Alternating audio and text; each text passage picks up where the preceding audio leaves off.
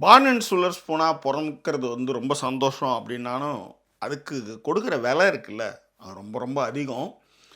காரணம் என்னென்னா, பெரிய குடும்பத்திலேருந்து வரீங்கன்னா அந்த செட் பண்ணி வச்சுருக்கக்கூடிய அந்த மீட்டர் இருக்குல்ல, அந்த மீட்டருக்கு மேலே நீங்கள் போனால் தான் நீங்கள் மதிக்கப்படுவீங்க. இப்போ உதாரணத்துக்கு அஜித்து, ரஜினி சார், கமல் சார் இவங்கெல்லாம் வந்து சினிமா பின்பலம் இல்லாமல் வந்தவங்க. ஓகே. ஆனால் சினிமா பிரபலங்களுடைய பிள்ளைகள், உதாரணத்துக்கு பாக்யராஜ் சாருடைய பையன் சாந்தனுவுக்கு வந்து எவ்வளோ ப்ரெஷர் இருக்கும் யோசிச்சு பாருங்கள். ஏன்னா அவர் வந்து ஒரு சிறந்த நடிகராகவும் இயக்குனராகவும் திரைக்கதை ஆசிரியராகவும் இருந்திருக்கும் பொழுது அந்த இடத்துல வந்து அவங்க பையன்னு அடையாளப்படுத்திட்டு வரும்பொழுது ப்ரெஷர் நிறைய ஏறும். ஓகேவா? இதில் வீட்டிலே இருக்கிறவங்களே என்னென்னா கதை கேட்குறதுல வந்து தலையீடுகள் செய்கிறதுலேருந்து நிறைய விஷயங்கள், இப்போ தியாகராஜன், பிரசாந்த் நிறைய கதைகள் இதில் போகுதுன்னு வச்சுக்கோங்களேன். பட் ஆனாலும் இதையெல்லாம் மீறி ஒரு முதல் வெற்றியை ருசிக்கும் பொழுது ஒரு ஒரு எமோஷ்னலாக ஒரு பேச்சு ஒன்று இருக்கும்ல, அதுவும் வந்து ரொம்ப என்ன சொல்கிறது, கம்ஃபர்ட் ஜோன்லேயே இருக்கிற ஒரு கேரக்டர் வந்து உடச்சி பேசும்பொழுது ரொம்ப அழகாக இருக்கும்ல, அப்படியான ஒரு அழகான ஒரு பேச்சை தான் விக்ரம் பிரபு அவர்கள் வந்து சிறை படத்தினுடைய விருது வாங்கும் விழாவில் வந்து பேசியிருந்தார். அது குறித்தான இந்த விஷயத்தான் இந்த எபிசோடில் நான் பேச போகிறேன். ஸோ இந்த தளத்தை இதுவரை சப்ஸ்கிரைப் பண்ணாதவங்க சப்ஸ்கிரைப் பண்ணுங்கள், லைக் கமெண்ட் ஷேர் பண்ணுங்கள். நான் ஜாக்கி சேகர், ஜாக்கி சினிமாஸ்க்காக விரிவான பார்வைக்கு ஸ்டே டியூன் வித் அஸ்.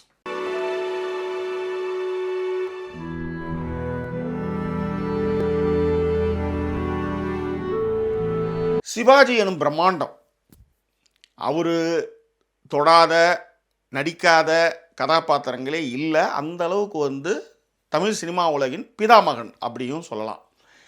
அவருடைய பையன் பிரபு அவருக்கான ஒரு விஷயங்களை பண்ணி புகழ்பெற்ற இருந்தார். அவருடைய பேரன், மிக முக்கியமாக சிவாஜி அவருடைய பேரனாக விக்ரம் பிரபு வந்து திரைத்துறையில் காலடியை எடுத்து வைக்கும் பொழுது, இப்போ அதாவது ஒரு ஆளை வந்து நீங்கள் கம்பேர் பண்ணிங்கன்னா பிரச்சனை இல்லை, 2 பேரை கம்பேர் பண்ணும்பொழுது ப்ரெஷர் வந்து விக்ரம் பிரபு அவர்களுக்கு எப்படி இருந்திருக்கும் அப்படின்றத யோசித்து பார்க்கும்போதே நம்மளுக்கு அதை புரிஞ்சிக்க முடியுது. அந்த அழுத்தம் வந்து உண்மையிலே பெருசாக இருக்கும். ஸோ இந்த மாதிரியான அழுத்தங்கள் வந்து பிரபலங்களுடைய பிள்ளைகளுக்கு நிறையவே இருக்கும். காரணம்னா எல்லாத்தையுமே வந்து கம்பேர் பண்ணி பார்க்குறது. பொதுவாக நீங்கள் ஜட்ஜ் பண்ணக்கூடாது, கம்பேர் பண்ணக்கூடாதுன்னு சொன்னாலும், நம்ம வந்து வெளி வார்த்தைகளுக்கு பேசினாலும் கூட அந்த கம்பேரிசன் இல்லாமல் எந்த ஒரு விஷயமுமே இல்லை, அதுதான் உண்மை. ஸோ அப்படி இருக்கும் பொழுது ஒரு பெரிய என்ன சொல்கிறது, தமிழ்நாட்டின் தலை சிறந்த நடிகருடைய பேரன், பிரபல நடிகருடைய மகன், பிரபு அவர்களை வந்து இப்போ சிறந்த நடிகர் அப்படின்ற லெவல் கூட நீங்கள் வைக்க வேணாம், ஒரு பிரபல நடிகருடைய மகன் கூட வச்சிங்கனாலும் கூட அவருக்கு நிறைய ப்ரெஷர் இருக்கும். ஆனால் தாத்தா வந்து நடிப்பில் கரகண்டவர் அப்படின்னும் பொழுது அந்த ப்ரெஷரை வந்து யாராலையுமே எதிர்கொள்ளவே முடியாது. ஸோ இப்படியான ஒரு சூழலில் விக்ரம் பிரபு அவர்கள் வந்து கும்கி திரைப்படத்தின் மூலமாக நடிப்பு உலகுக்கு வராரு.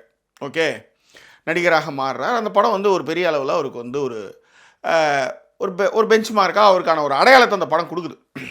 ஆனால் அதை தக்க வச்சுக்கிறதுக்கு அப்படின்னு ஒரு விஷயம் இருக்குல்ல, அது வந்து அவர் சொல்லும்போது என்னதான் மார்னிங் சில்வர்ஸ் போனா இருந்தால் கூட வந்து காலை பிடிச்சி இழுக்கிறதுலேருந்து அந்த இடத்த வந்து காலி பண்ணுறதுலேருந்து தவறான வழிகாட்டுதல்னு அவர் வந்து நிறைய புலம்புற மாதிரி புலம்பிட்டாருன்னே சொல்லலாம். அது அந்தளவு தான் அவர் வந்து புலம்பியிருந்தார்.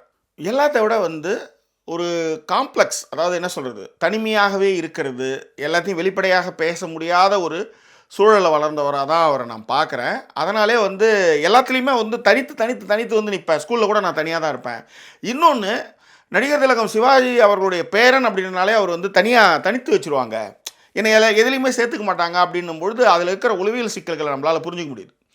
அதன் பிறகு நீங்கள் எங்கேயுமே நீங்கள் கருத்தே சொல்ல முடியாது. ஸோ 2 பிரபல நடிகர்கள் வீட்டில் வந்து மகனாக பிறந்து தனித்து விடப்பட்டு அதன் பிறகு முட்டி மோதி சிறை போன்ற ஒரு திரைப்படத்தில் நடித்து 25வது படமாக அமைந்து அந்த வெற்றி விழாவில் தன்னுடைய மனசில் இருக்கிற எல்லா விஷயத்தையும் பகிர்ந்துக்கிறார். தம்பி சுருதி டிவி கபிலன்னா எனக்கு இந்த வீடியோ அனுப்பிச்சி வச்சான். ஆனால் அது பாருங்கள், இது எவ்வளோ ப்ரெஷராக இருக்குது, இதில் ஒரு கண்டென்ட் ஒன்று இருக்குது பாருங்கள் அப்படின்ட்டு.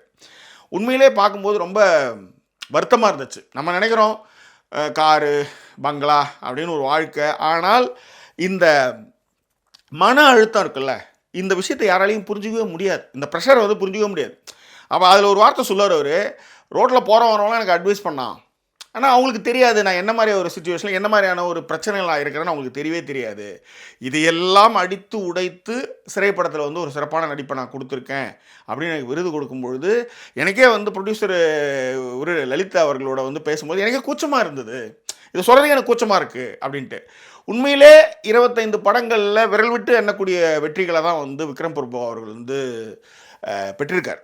உண்மையிலே சொல்லணுன்னா இப்போ சிகரந்தோட படத்தை நான் சொல்ல முடியாது. ஏன்னா அந்த படத்தில் தான் நான் வந்து ஒரு சின்ன ரோல் ஒன்று பண்ணேன், அவரோட நடித்தேன்.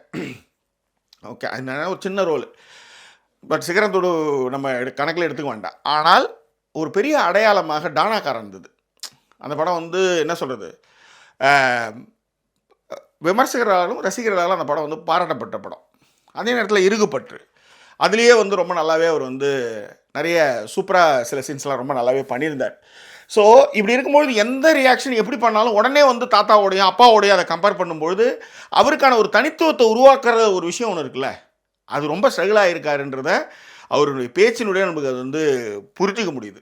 இப்போ அவர் வந்து சிவாஜி அவர்கள் காலமாயிட்டார், ஆனாலும் அவர் போட்ட பாதையை அவர் செஞ்ச விஷயங்களை இன்னமும் சிலாகிச்சிட்ருக்காங்க. இப்போ உதாரணத்துக்கு சமீபத்தில் கூட தேவர் மகன் படத்தில் வந்து ஒரு நம்ம ராம்ஜி ஒளிப்பதிவாளர் வந்து அவர் பகிர்ந்துக்கிறாரு, அந்த படத்தில் பணிபுரிந்தது குறித்து அவர் பகிர்ந்துக்கிறாரு. அப்போ வந்து டயலாக் சீன்ஸை வந்து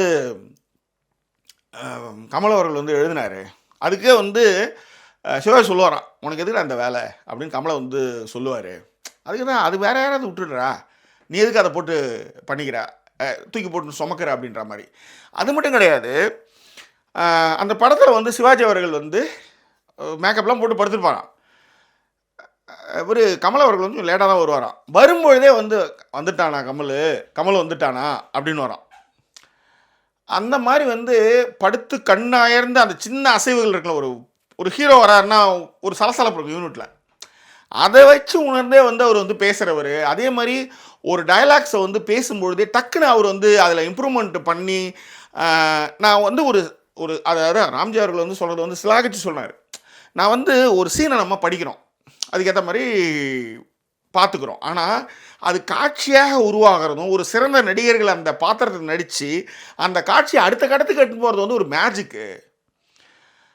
டயலாக்ல வந்து இந்த மாதிரி நான் ஊருக்கு போகிறேன், ஹோட்டல் வைக்கிறேன் அப்படின்னும் பொழுது அதுக்கு எதிர்ப்பு தெரிவிக்கிற அப்பாவாக சிவாஜி என்ன சொல்லுவார்னா, இந்த எனக்கும் ஒரு இந்த ஆட்டுறது அது எனக்கும் கொடு அப்படின்ற மாதிரி அது சொல்கிறதெல்லாம் வந்து நான் கண்ணால் பார்த்து வியந்தேன் அப்படின்னு ராம்ஜி அவர்கள் சொல்கிறார்.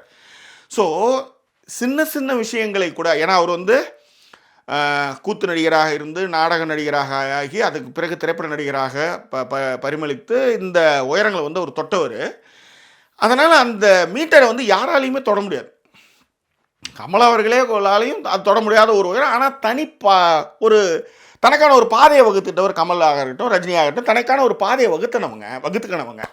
ஆனால் அந்த வீட்டிலேருந்து ஒரு பையனாக வரும்பொழுது பசங்கள்லாம் சின்ன வயசில் ஸ்கூலில் வந்து தனித்து விடப்பட்டு எல்லா இடத்துலையுமே நகர்த்தி நகர்த்தி நகர்த்தி நகர்த்தி வச்ச ஒரு பையன் இதையெல்லாம் உடச்சிக்கிட்டு என்ன நிறைய விமர்சனங்கள். அதுக்கு அவர் அழகாக ஒரு விஷயம் சொன்னார்.